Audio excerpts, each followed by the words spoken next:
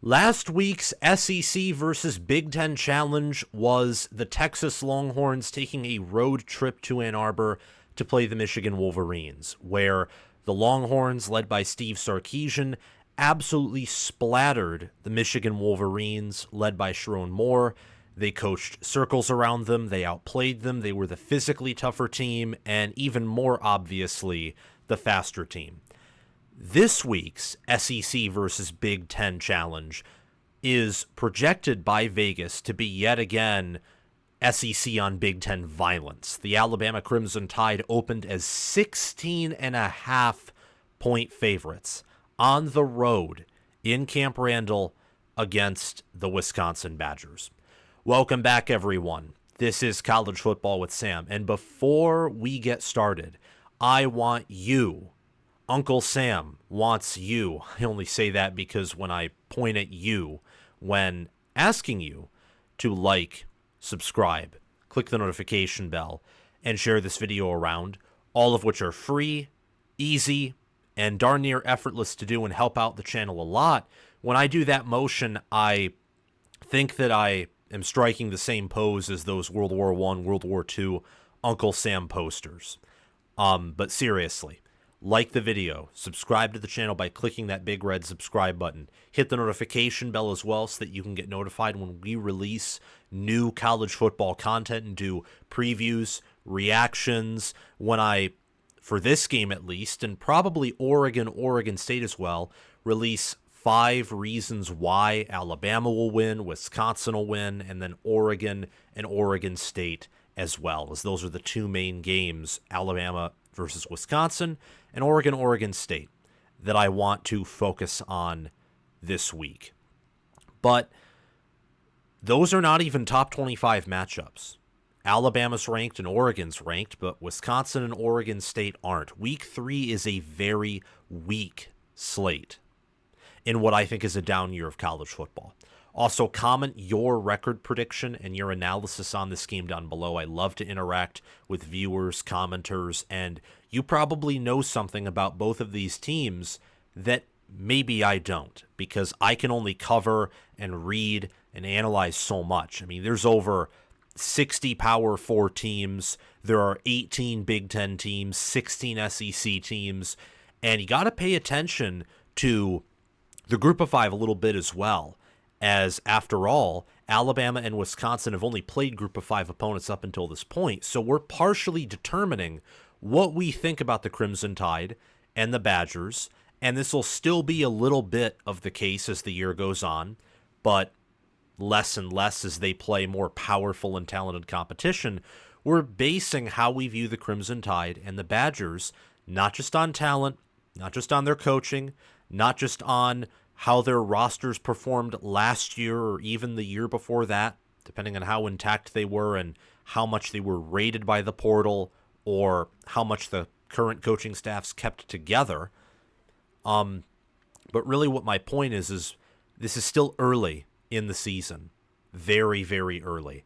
And in the same way that Texas traveling to Michigan, even though many predicted that Texas was the better team, that they were going to win the game, it was still mentioned that it was going to be challenging, traveling several states to the north, playing in a little bit of a different weather situation, in a different stadium that they're not used to playing in. That profiles, honestly, to be something similar here, where Wisconsin preseason wasn't even viewed in the same stratosphere as Michigan or Texas or Alabama, but Camp Randall's a tough place to play in, and Luke Fickell's a good head coach, and Wisconsin, as of recent memory, the 21st century, really from the 90s up until now, has been a very respected program. Alabama won their most recent matchup, 35-17 in 2015. The spread is currently Alabama minus 16. The over-under is 51.5. Wisconsin is plus 550 on the money line. Alabama is minus 800. So Bama, obviously, huge favorite here. ESPN's FPI says they have a 92.3% chance to win. Alabama is ranked 4th by the AP poll. Wisconsin's unranked. And you look at their 2 games that they've played thus far. Bama beat Western Kentucky in one of the most dominant performances I've ever seen, 63-0, when it comes to, Power 4 on Group of 5 type action. Not in terms of, Power 4 on Power 4, formerly Power 5 on Power 5, but for a Power 4 team to do what Western Kentucky, what Alabama did, I thought was very impressive, particularly on offense.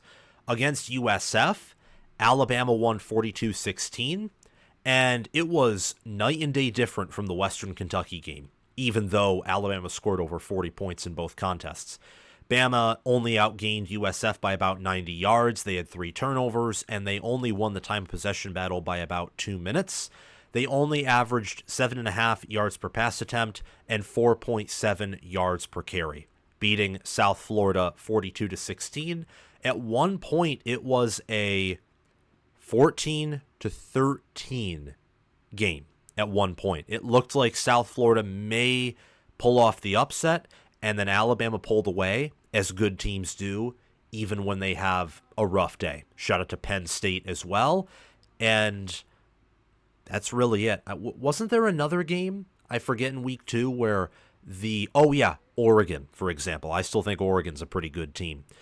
Against Western Kentucky, though, Alabama outgained Western Kentucky by over 400 total yards. They barely won the TOP battle, had 15 more first downs, won the turnover battle, and they averaged 7.1 yards per carry and 14.8 yards per pass attempt. Jalen Milroe, by the way, averaged 22.2 yards per pass attempt and put on one of the best performances so far of the 2024 season in that game with only 9 pass attempts.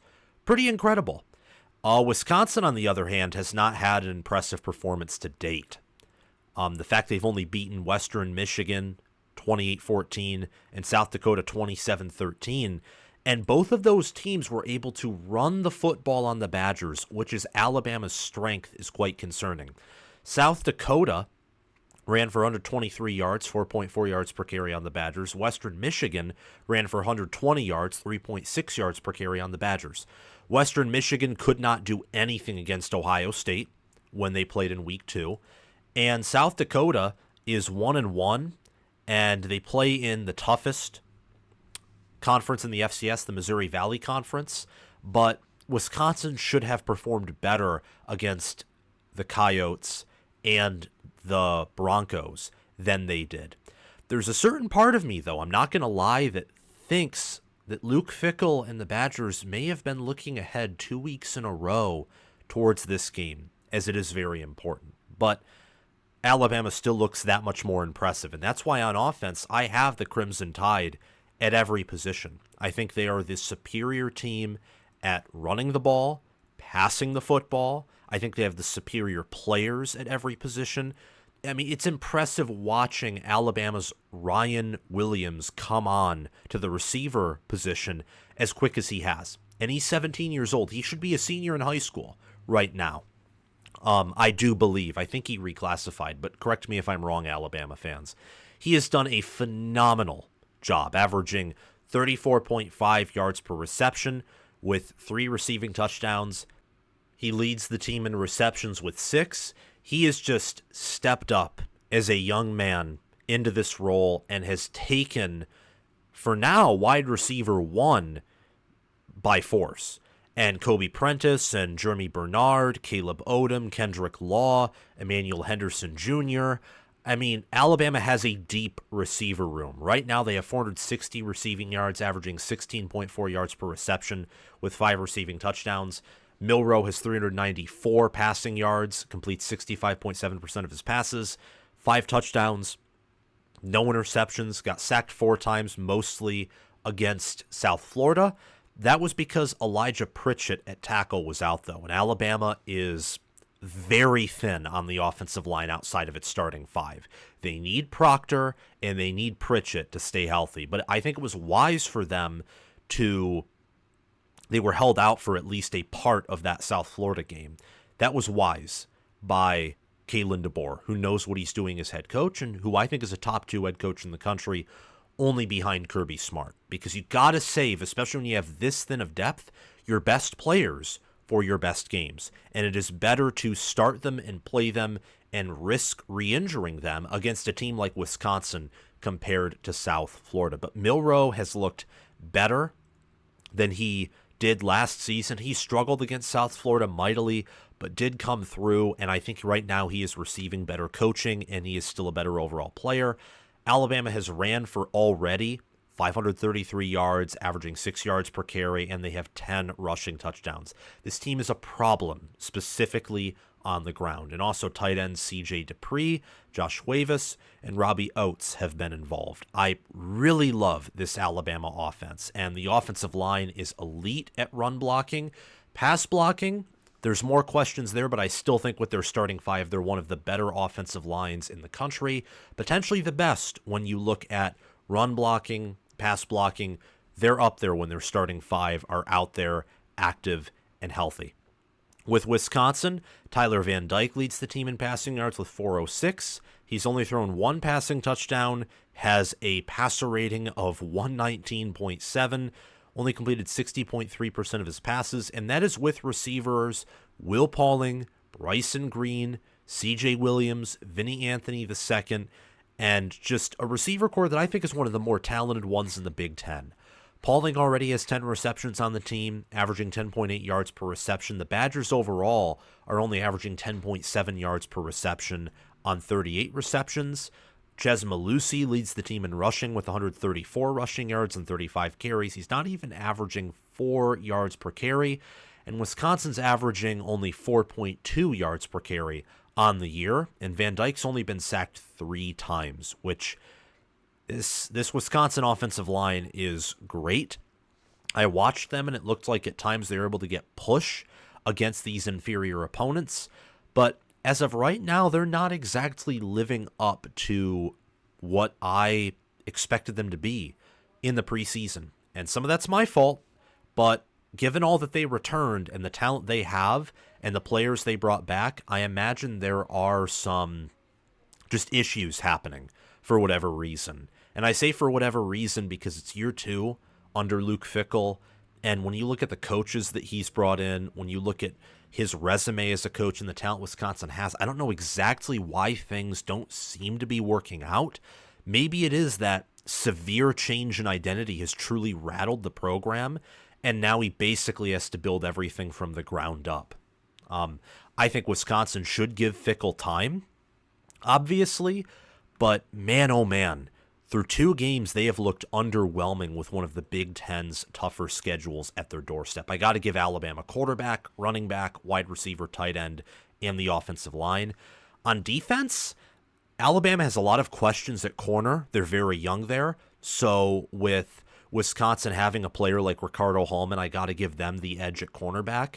But everywhere else, I would give it to Alabama. And that's with a defensive line that I think is suspect with the Crimson Tide. The problem is I have watched the Badgers been pushed around by Western Michigan and by South Dakota. And with that 3-3-5 defense that Wisconsin's running, sometimes a 2-4-5 defense even, it's naturally going to be weaker up front in exchange for having more athleticism to cover faster teams. Against a team like Alabama, if they manage to hold up and wear down Alabama's offensive line, that defense with Mike Tressel, who I think is a top 10 defensive coordinator, could do very well against an Alabama offense that wants to create explosive plays. But then again, you just look at that Alabama offensive line and the running backs they have and the fact that Jalen Milroe is a runner and not just like a scrawny runner. He's not a weasel type quarterback, and I don't mean weasel in an insulting way. I mean like you're shifty, you're quick, but you're like the size of Stetson Bennett or J.J. McCarthy. You don't have a lot of meat on you. Jalen Milroe has meat on him. He has a lot of muscle, a lot of power. You can use him in a variety of ways on the ground in addition to his potential and his improvements made in his passing game. Milroe, with proper coaching and development, is going to be one of the best players in the country. We'll see if that pans out this year. I thought from the preseason that it would. I still am inclined to say that he'll be one of the best quarterbacks and best players in the country this year. But again, you have to see it. in order to know that if you're right, and we're only 2 games in the year. Wisconsin's defense has had 4 sacks, 5 passes defended, an interception, and a fumble recovery. Wisconsin has played offenses that in Western Michigan and South Dakota just don't have a lot of talent. Alabama's actually played a team with a competent quarterback. South Florida has had a quarterback for, I think, 2 years now, maybe a little bit more, in Byrum Brown. Yeah, Byrum Brown. And Brown had 255 passing yards so far on the season, and he has 182 rushing yards and a rushing touchdown. And yeah, he's been there playing in 2022 and in 2023, where he had quite a good year in South Florida. Alabama's defense has had 5 sacks, 14 passes defended, 2 interceptions, no fumble recovery or forced fumbles. Quay Robinson, who recently lost his father, so prayers up to him. He leads the team in sacks with 2. Tim Keenan III, Justin Jefferson, and Jihad Campbell also have a sack collected for Wisconsin. Their leader in sacks right now is Elijah Hills, a defensive lineman, and Darrell Peterson and Christian Allegro also have a sack. These defenses both have questions. Their offenses also have questions. These teams are far without questions, safe to say. But overall, I do think that Alabama is a much better team than Wisconsin. I think that Alabama actually covers the 16-point spread, and they win 45-20. The reason I say that is even though Wisconsin, for example, has Hunter Wohler, they have Ricardo Hallman, Darrell Peterson, Christian Allegro, Tackett Curtis, Jake Chaney, if he is able to play in the scheme and be healthy. They do have a nice defensive backfield, but I have questions about their defensive line. And you look at Alabama's offensive line, who has just, from really the end of 2023, just pushed around anyone they've wanted to in the rushing attack. And they've gotten better, I think, at pass protection. And when their starting 5's out there, that is one of the best, if not potentially the best, offensive line in all of college football. They are going to murder Wisconsin at the lines of scrimmage on the Crimson Tide offense versus the the Crimson Tide offense versus the Badger defense. Pardon me. The other matchup I have a little bit more questions about because I also don't know how good Alabama is up front. I think they're better than Wisconsin up front on, defensive line versus defensive line there. But Wisconsin's offensive line does have a lot of talented players like Riley Malman, Jake Renfro, Joe Huber, Joe Brunner, and also Jack Nelson, their left tackle. Their offensive line has the potential to be one of the best in the country. It has not been executing, in my mind, at the same level that Alabama's has, but we'll see. I just look at these teams and I think that with the questions that both of their quarterbacks have in passing the football, like at this current moment, neither Jalen Milroe or obviously not Tyler Van Dyke have that same passing capability that Quinn Ewers does or that Carson Beck does, for example. I think that ultimately whatever team is able to run the ball the most effectively will win this game, and that's obviously Alabama here, and they are that much better at running the football than Wisconsin is, which is sad given Wisconsin's great history and pride in pounding the rock. I think Alabama wins 45-20. The game is maybe close for a half, if even. I do think that Alabama will control this game similar to how Texas controlled Michigan. Wisconsin may just get some points at the end, or the fact that Wisconsin's offense right now is better than Michigan's, and Alabama does have some questions on defense that I think Wisconsin can take advantage of. But I think the Crimson Tide win, and they win big, making a statement on the road in Week 3. Thank you all so much for watching this video. Remember to like, subscribe, click the notification bell, and comment your thoughts down below. And thank you to my Patreon members for sponsoring this video and channel.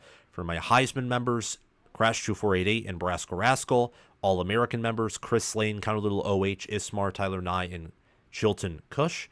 And all conference members, John Lynn, Roaming Gnome, Matthew Sale, Austin Christmas, and Janisha Cockrell. If you want merchandise For example, like the white hoodie that I'm wearing in the majority of my videos. You can visit my merchandise store and purchase anything you want, and it will be delivered to you pretty quickly. Or you can sign up as a Heisman member, and for 6 months at $25 a month, you can get my signature on any merchandise if you're choosing for free as a part of being a part of my Patreon page as a Heisman member for 6 months. I will give you free merchandise signed by me delivered to you. You can find my merchandise page and Patreon page via the link in the description or down below in the pinned comment. Have a great day, guys. Go Tide and go Badgers.